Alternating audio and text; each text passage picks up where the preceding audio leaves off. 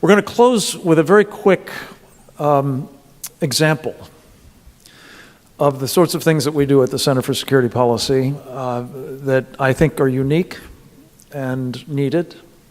It was mentioned in the film. It's really the reason that we started it, with the help of people like Roger Robinson 30 years ago, which was to see if we couldn't provide support,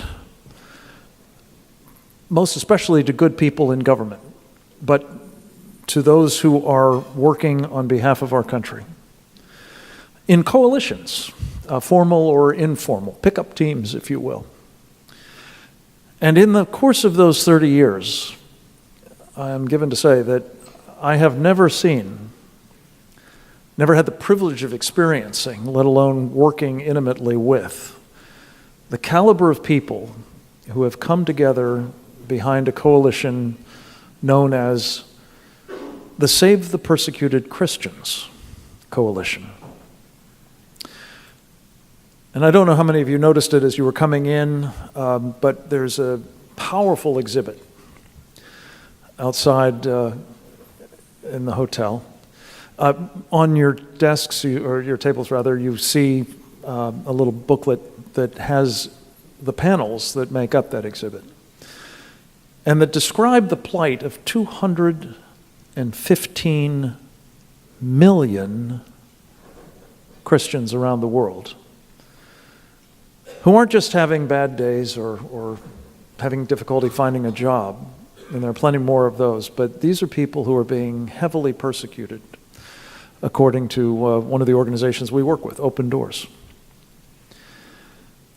And the point of pulling a coalition together, of which the Center for Security Policy is a founding member, and there are many others, including quite a number, like Open Doors, that are actively trying to help what I think of sort of symptomatically address the problems of persecution by feeding and housing and clothing and getting medicine and even water to those who are being denied it just because they follow Jesus Christ. But in addition, this group has come together to see what can be done to get the persecutors to stop doing the persecution.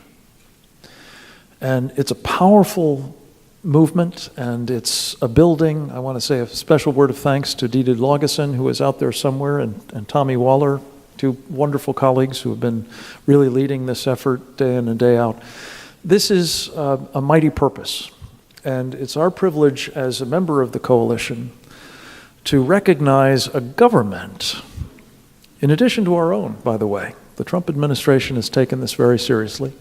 Witness a ministerial meeting that took place here in Washington, D.C. about a month ago now.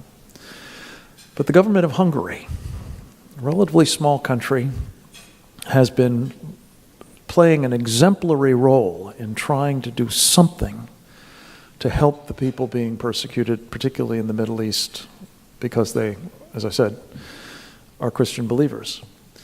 And to introduce a representative of the government of Hungary, who I'm pleased to say has just been promoted, so disregard what's in your program.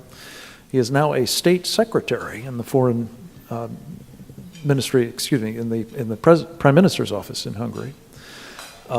Tristan Azbej, you'll hear from momentarily, but to introduce him, I'm pleased to have a friend and colleague who has been co-chairing the International Religious Freedom Roundtable.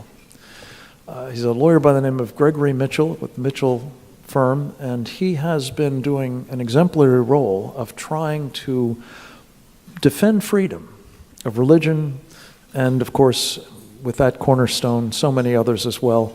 And I'm pleased to have him introduce Tristan Azbej. Greg Mitchell, welcome. Thank you.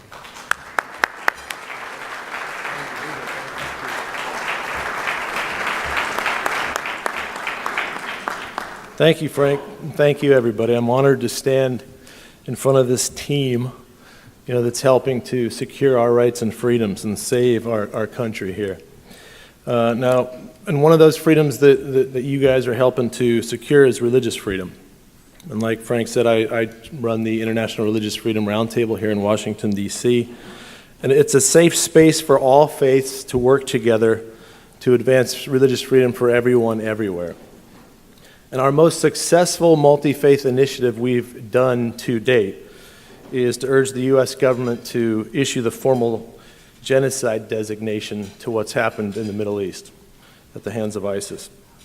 And then to hold the U.S. government's feet to the fire to ensure that aid is flowing and delivered to those who need it in the Middle East. Mainly with the Christians, but the others too. And we're also working with other governments in other countries. And like Frank said, Hungary is a stellar example. They have really stepped forward. Now, Hungary was the first country to officially defend Christians facing the genocidal violence in the Middle East. They were the first to establish an official government office for the aid of persecuted Christians. And we have a state secretary. They have a state secretary for the aid of persecuted Christians. No other government has done this. They also were the first to host a state-sponsored conference to address the global persecution of Christians, and the first to provide $2.5 million to enable Christian victims of the genocide in Iraq to return home and rebuild. And I want to make something clear here. The Hungarian government is doing it right because they're flowing aid directly to the communities that need the help. They're not going through the UN, they're not going through bureaucratic, nightmares where the money gets stuck and it doesn't make it to those who need it most. They're giving aid directly to the people who need it, and so it's getting there quickly, and the people who need it are getting it. And I want to say a few words about Secretary Tristan Azbej. We were lucky enough to have him at our roundtable earlier today, and I was lucky enough to spend some time with him. And I just want to make a couple of comments before he comes up and speaks for himself and for the government. But I was reading about that first ever state-sponsored conference to address the global persecution of Christians, and I want to note a couple of things that Tristan said at that conference.